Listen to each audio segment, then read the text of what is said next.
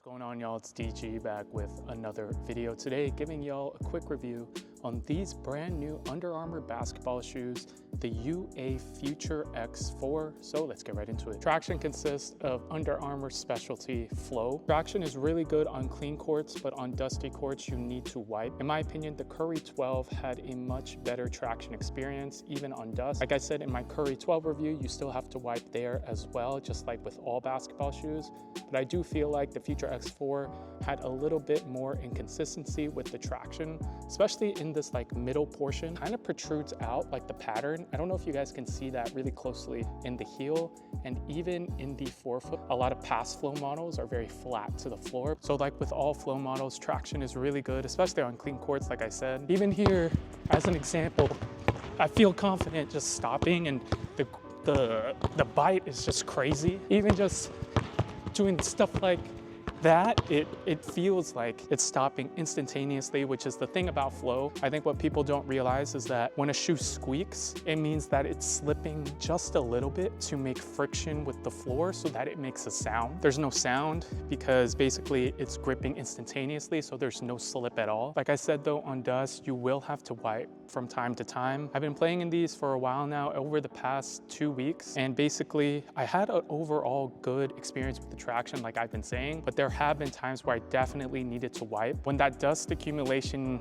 gets really high, that's really when you need to wipe. But I think, the first time you're playing in these, you're gonna feel like it's really, really good traction, just like all flow models. But I still like the Curry 12 a little bit better. But you feel confident just like planning to the floor.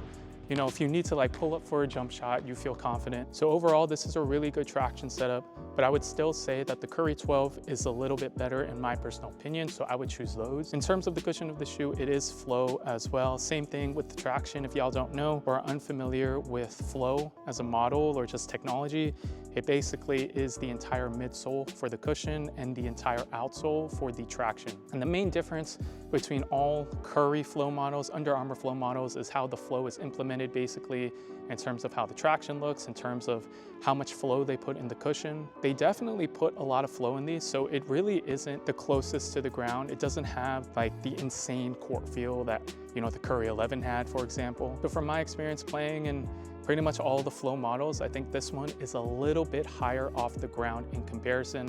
But with that said, we're comparing, apples to apples here. It's all flow, and I do think that these still have amazing court feel and really good responsiveness. I think that's Flow's kind of like calling card, is the responsiveness compared with the cushion. In the heel, there is a little bit more, as you can expect, and then in the middle there is a drop off, and then you do feel a little bit more in the forefoot as well. I will say the heel to toe transition of this shoe is an A+.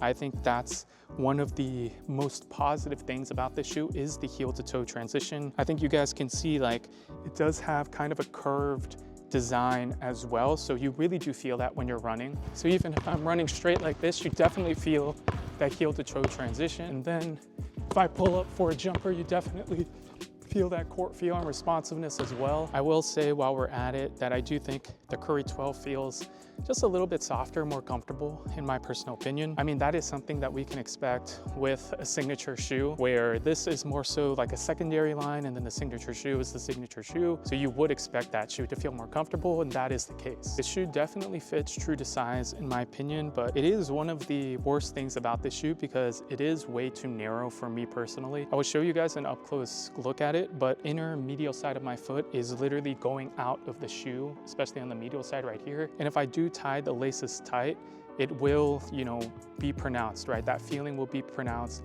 I feel like just the inside of my foot, the medial side of my foot, is kind of like tipping over and it's going over the footbed. And as you can expect, it is not a good feeling performance-wise, and even just physically, it hurts. I definitely feel like something digging here. So the fit is tricky because it fits true to size, just lengthwise, and I think for normal footers, you will find it true to size.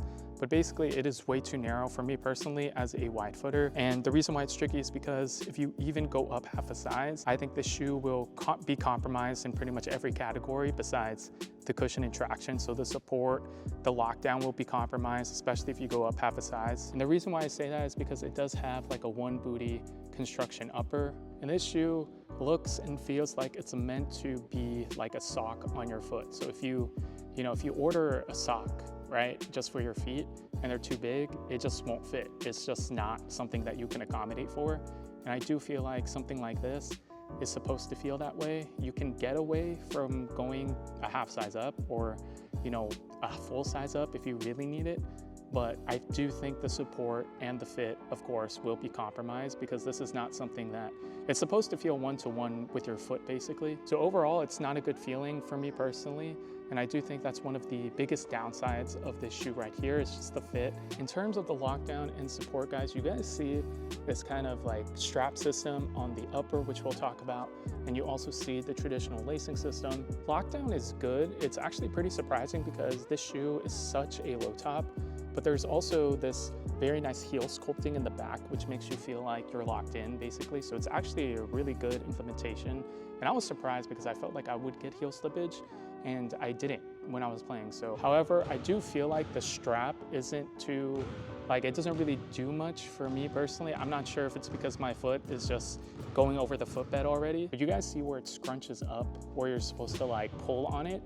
That happens pretty much every time. So I'm not sure if it's just my foot, but it's basically just like scrunching up where you're supposed to pull it, if you guys can see the strap there. I will say I like the placement of the straps. I think they're like really well designed in that sense, where it's not just like a, you know, one strap and you're good.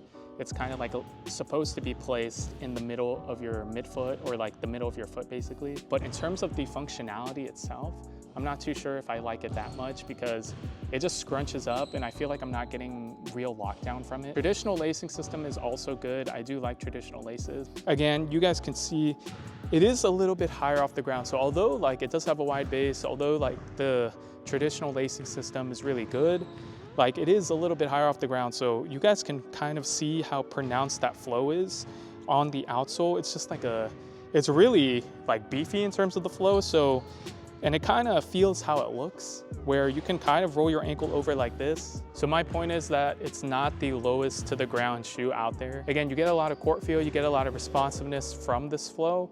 It's just, I don't think as stable in that sense as the Curry 12, but keep in mind, this is a one booty upper, or just like a construction meant to feel like a sock. So basically, if you don't get the right fit, it's just not going to be a shoe for you, if that makes sense. In terms of the materials of the shoe, they're actually not too bad. So they're using an IntelliKnit upper. You guys can see it most prominently on the forefoot, but they also have synthetic leather panels, like right here on the medial side, and then right here at the heels. I will say the synthetic leather is a nice touch to the shoe.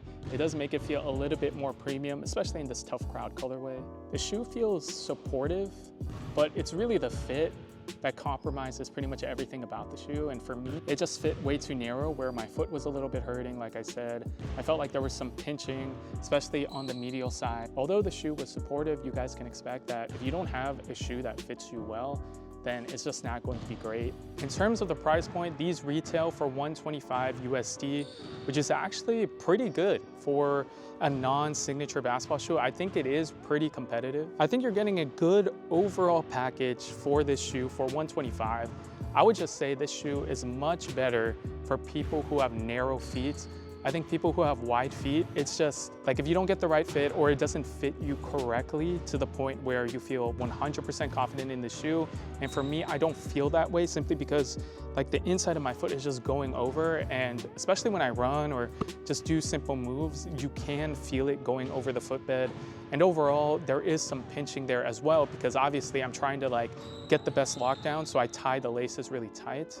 And so it just like pinches my foot basically on the inside. So for $125, I think the traction is good. The cushion is very responsive, something you can expect out of Flow. But I think just for my foot shape, I'm not necessarily a fan. But for $125, for like the average person who has normal feet or just narrow feet, I do think you will like these. Again, there are a ton of basketball shoes at the same time that you can get right now that are on sale from UA Basketball specifically, as well as other brands. UA Basketball specifically, you can get the Under Armour FUTR X Elite, which is pretty much in the same family as these, on sale. And in my opinion, those aesthetically look a lot better than these.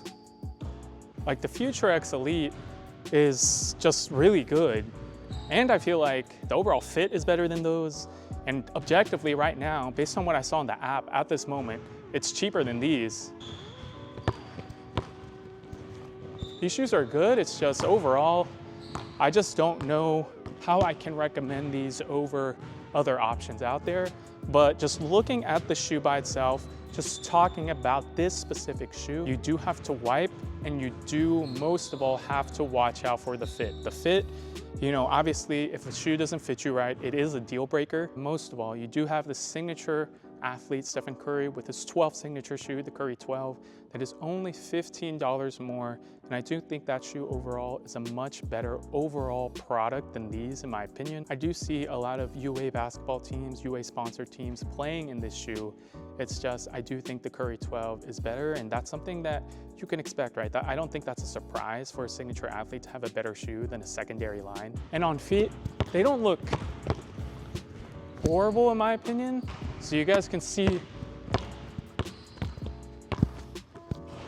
me doing that. Like, you guys can see, it looks pretty cool on feet, I'm not gonna lie.